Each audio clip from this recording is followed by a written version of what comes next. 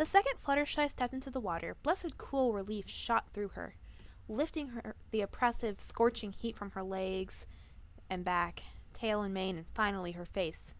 She trotted forward, and when the water was deep enough, she gulped a huge breath of air and slid under the water. Like always, Fluttershy relished the freedom swimming granted her. It surprised Snow Pony to find out that Fluttershy was and had always been a poor flyer. Low speed, low altitude flight and hovering were all just fine, but as soon as the flight pan required height and velocity, Fluttershy shied away. Underwater, though, Fluttershy could move as fast as any Pegasus could fly, except Rainbow Dash, of course.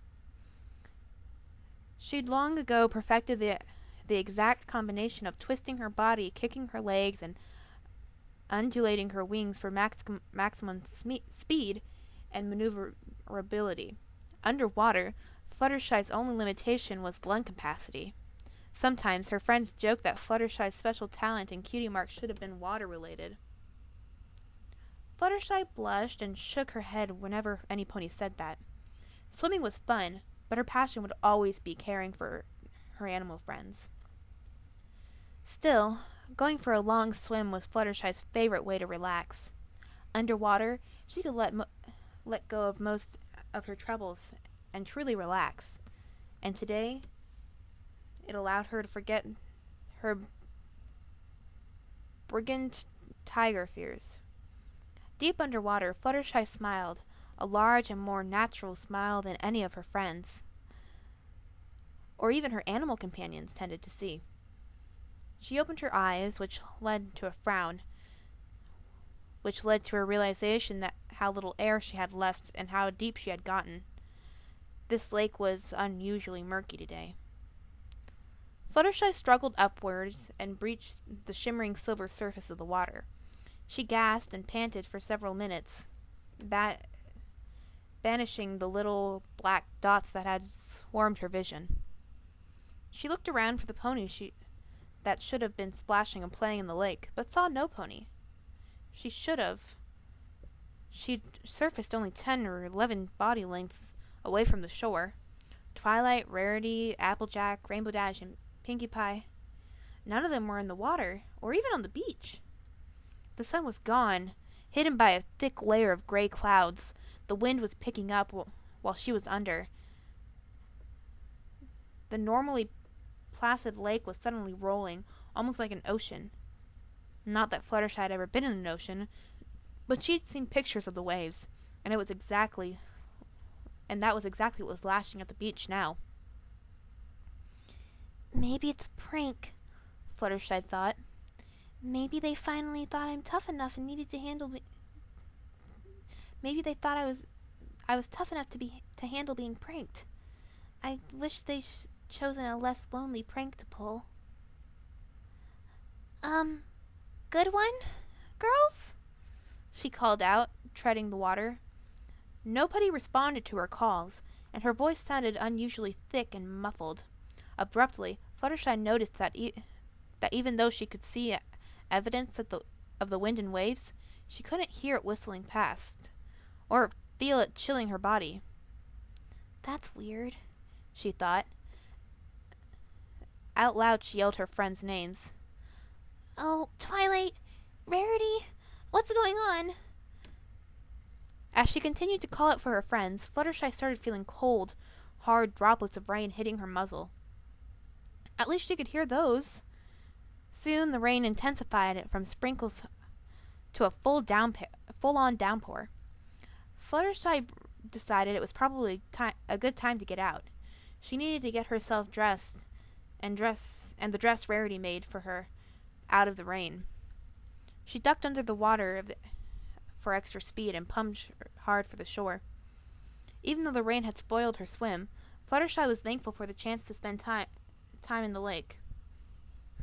Speaking of time, I should have probably hit the shore by now, Fluttershy thought.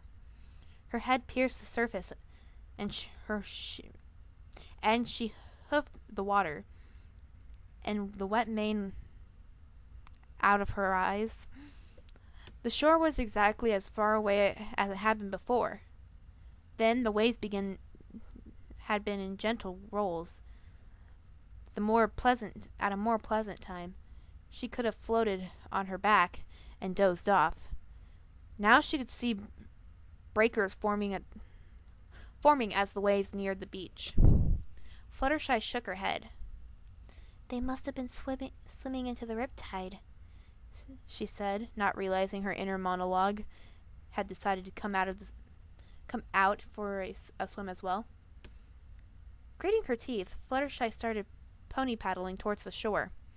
It was harder, like hovering in midair was harder than swooping around on thermals. And Fluttershy soon started to pant, which led to spitting coughing when water got into her mouth.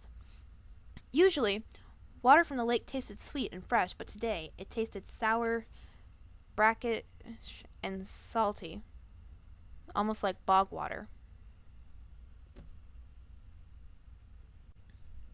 The rain was getting worse too, lashing any part of Fluttershy that wasn't out of the water. The roar of thousands of raindrops hitting the surface of the lake was nearly deafening. She couldn't hear the wind. The beach grew no closer. In fact, Fluttershy struggled to stay above the water. It looked further and further away. With a surge of energy powered by fluttertions of panic, Fluttershy forced herself out of the water, her wings spraying fine droplets that immediately got lost in the downpour. She strained, flapping her wings. Every strained flap of her wings should have brought her length or two closer to the beach, where her ragged and probably ruined dress waited. Instead, it was almost like she was moving backwards with every flap. Just before the beach disappeared into a gloom behind the curtain of rain, Fluttershy snapped. She flapped and grunted and strained harder than she'd ever needed to before. For an instant, it looked like she was gaining on the beach at last. Then lightning flashed all around her and thunder roared through her. Every muscle in her body locked up at the same time and then she was falling. Blind panic stretched the fall up to at least 3 times longer than the fall from Cloudsdale she suffered when she was a filly, and this time there was no butterflies to save her. Fluttershy hit the water like a bag of rocks. Momentum took her deep into pitch-black, icy-cold water. Bubbles streamed from her flank, mane, tail, and wings. Fluttershy struggled weakly, dazed from the impact, but she could still move. The yellow Pegasus worked her way up to the surface, following her bubbles. Once she got her breath back, Fluttershy looked around. The beach was gone. She was all alone, with nothing to see except the storm, the waves, and the bubbles still drifting from her landing. Thunder roared louder than any dragon. Somehow, Fluttershy managed to keep her legs pumping and her wings moving, keeping her afloat. But all this activity was exhausting. Her heart raced from the adrenaline and increasingly from fear. Where was the beach? Fluttershy squeaked in fright as something touched her. Panicking, she flailed around to escape a pebble-sized bubble. Fluttershy unclenched a little. "A bubble can't hurt me," she gasped. But then there were more, pressing themselves against a part of her that emerged from the water. Fluttershy would have been okay with this if it were only they would pop like normal bubbles. These were more resilient. Dozens more arrived with every wave. Trying to brush them off only served to relocate them to whatever limb she tried to brush with. Trying to shake them off was completely useless. As more and more tiny bubbles attached to her, Fluttershy saw with horror the tiny bubbles were merging and becoming larger, marble-sized, becoming stone-sized, becoming apple-sized, and the bigger they got, the heavier they felt. Fluttershy could now hear a high-pitched noise coming from them, almost like they were yelling at her. The bubbles closest to her when the bubbles closeted her to reach the size of cloud balls, Fluttershy gathered the last of her waning strength to launch herself into the air. "Oh, Celestia, let this work," she prayed silently. But her prayers went unheard, and the adhesive force of the bubbles used to attach to her spread to hundreds of bubbles dancing on the waves' tops. Fluttershy's only made two body lengths above her highest crest of the waves before her strength gave out. She plunged back into the water. Faintly, she had hoped she landed on top of the bubbles, and the weight was now an apple basket size bubble that drew her down. The water closed over Fluttershy's head, and she finally screamed.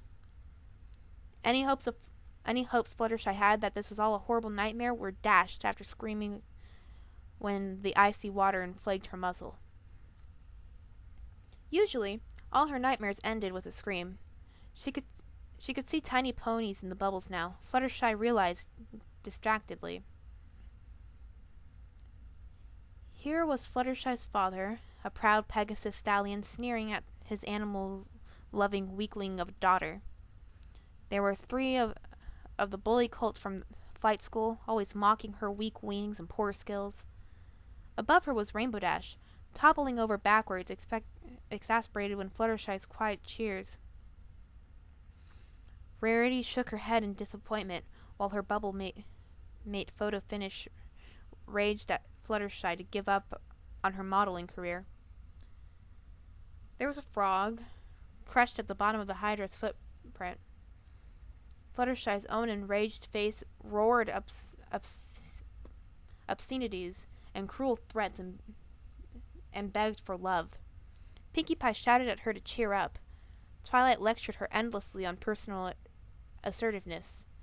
Inside the largest bubble of all loomed the furious face of Princess Celestia, describing in loving details the condition of Fluttershy's banishment and inventive punishment she'd come up with for the Yellow Mare's imprisonment. Fluttershy wept, even as dozens of bubbles dragged her into the deeper black water. She gave up. Her lungs were burning, her limbs were going numb. She shut her eyes and resigned to the inevitable. Pop, pop, pop. Popping sounds overlapped each other, and Fluttershy felt the weight leave her. Strong legs gripped her as she felt herself ascending towards the warmer water. The 2 ponies broke the surface. Fluttershy coughed, and the other pony laughed. "That was quite a pickle you got yourself in, Fluttershy." It was a colt's voice. Fluttershy opened her eyes and hoofed her sodden mane out of the way. Her savior was a sturdy-looking unicorn colt with a slate blue coat and a safety pin cutie mark.